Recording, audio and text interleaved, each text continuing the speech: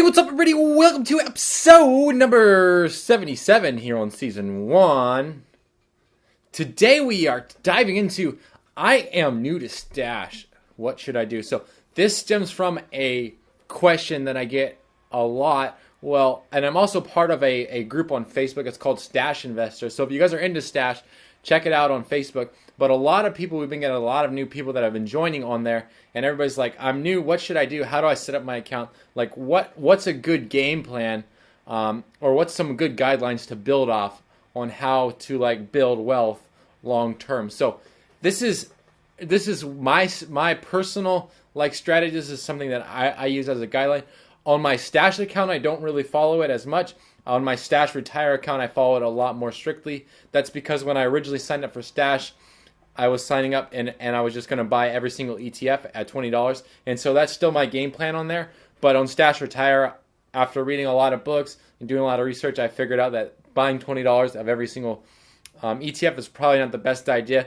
That it would be better for me to do something else. But anyways, needless to say, this is what I use for Stash Retire, and I would strongly recommend this for people that are using either Stash Invest or Stash Retire. So first of all, you need to kind of audit yourself, and Stash helps you do this by asking you questions on how much you make, how long you're going to be investing for, all that kind of stuff, and to kind of help you understand what portfolio you should be investing in. So how aggressive you should be. Basically, how volatile or how much risk you can take, so how much money you're willing to lose versus how much money you're not willing to lose. Based upon that, so if you're like, oh, I put $1,000 in, but I really need that $1,000 still, then you probably need to be more conservative. If you put that $1,000 in, you're like, you know what, I got hundreds of thousands of dollars, like, it doesn't matter if I see whatever $1,000 go bye-bye, then like you probably can be super, super aggressive because really that money probably could disappear and you'd be like, whatever, it's okay. So anyways, that determines how aggressive you should be. So most people probably want to preserve at least 25 to 30% of their money. And so for that, I would recommend locking it up into like Park My Cash, Slow and Steady, Uncle Sam, or the conservative mix. So one of those 4 ETFs, or you could diversify and do every single one of those ETFs. So if you were at like 25% or 30, whatever, we'll just say, between 30 to 40%. I would say at 40%, you could do 10% in each of those and then dollar cost average it. And I'll get to that later. So change the risk level, or you can change it based upon your risk level. So if you're like, I'm really kind of more conservative, then it's okay. Go up to like 50 to 70%. Never go above 75% into like stock or into bonds. But between 25 and 75% into bonds is still pretty good. So 50%, I would say at 50% in bonds, 50% in ETFs is going to be like equilibrium. It's going to be like moderate risk assessment, where like 25% is going to be pretty high, and then none is going to be super high. So I would say at least you got to have at least 25% into those kind of ETFs. Next, I would go from there after you get that set up, because that's going to preserve your capital. After you get that set up, pick like the aggressive ETF or the moderate ETF, and then invest a percentage into there. So 25%, then 75% into ETFs. Okay, does that make sense? If it's 40%, it's 60% ETFs. If it's 70% over here, 30% in the ETFs. That's how you're going to play the game. So if it's 25%, we'll just say it's 25% for now. So you're going to pick a aggressive mix or the moderate mix, and then you're going to go into blue chips. I would recommend picking 5 to 10 more ETFs that you like specifically.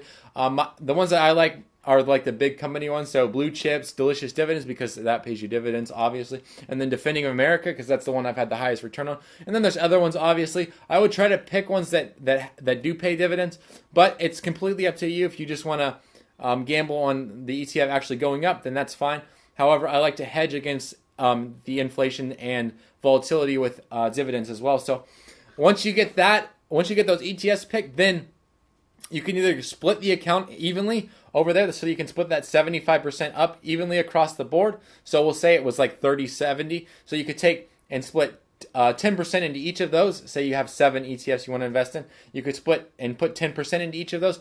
Or you could do like, hey, you know what? I want to do half my, like, I want to do 35% into this one ETF because I like it so much, and then 5% into the other ones. So you could do that as well. Like, it's completely up to you. It's just kind of what you feel. I would say, honestly, for me, what I would do is I would do 10, 10, 10, 10, 10. But some people might be like, you know what, I'm going to do 20 and then 2 5s and then the rest 10s or something like that. So if you're like, I have a good feeling about this ETF, then it's okay. Turn up to 20%. It doesn't matter. Like, you're playing the long game anyways. You're not playing like the next year, are you?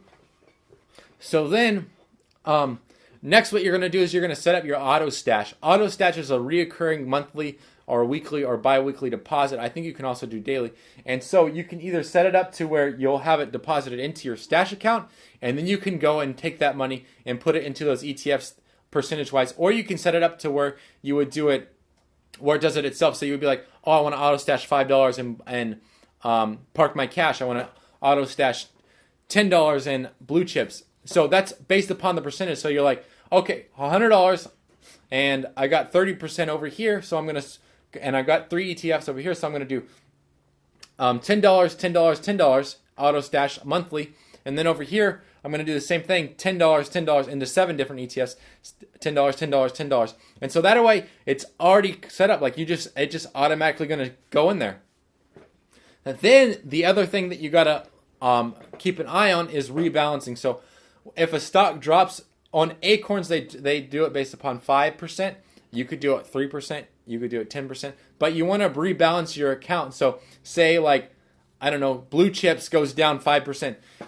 You want to sell some stock somewhere or ETF from somewhere. So say it goes down $5 and you got $5. You're up $5 over here. Sell that $5 over here and put it into blue chips and bring it back up to 10%. Does that make sense? So you want to rebalance like that. Or another way that you can do it is if one goes down by 5%, you could take and deposit some more money into that account, like, I don't know, $10 or whatever, deposit it in there, and boom, take that money and move it into that blue chip stock. So that's 2 ways to rebalance. You can do it either or. I personally would just do both. But the one where you're going to have to sell a share and then put it over there, it's going to be a little bit more complicated than just adding more money. So it's all completely based off to you. But those are some specific guidelines that I would follow and how to set up my stash account. I hope that makes sense. That's pretty advanced, like account set management, but the basic rules apply. Like, so dollar cost average is what I would focus on more importantly. So that would be like auto stashing into the different ETFs.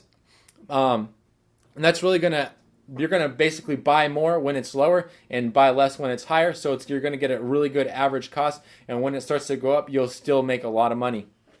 And it's gonna help you hedge against a lot of volatility in the market.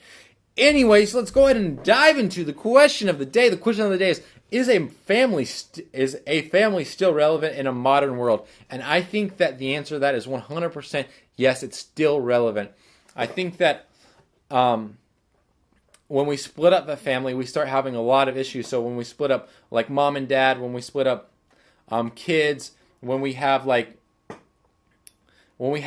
a whole bunch of different, when we become more individualistic and like, I don't need you, like I can do me, that kind of mentality, like we start having a lot of problems.